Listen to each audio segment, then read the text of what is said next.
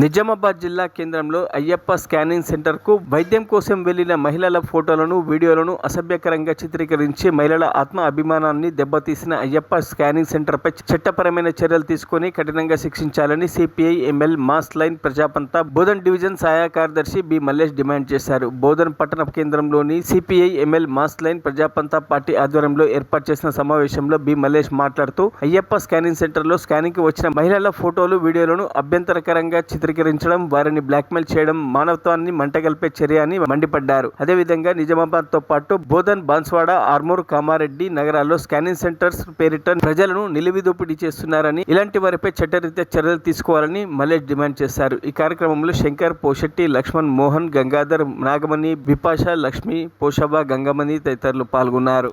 మహిళల యొక్క ఆత్మాభిమానాన్ని దెబ్బతీస్తూ ఈరోజు దీన్ని చిత్రీకరించి బ్లాక్మెయిల్ చేస్తూ వాళ్ళని అనేక రకాల వేధింపులకు గురి చేస్తున్నటువంటి అయ్యప్ప స్కానింగ్ సెంటరు చాలా దుర్మార్గమైనటువంటిది.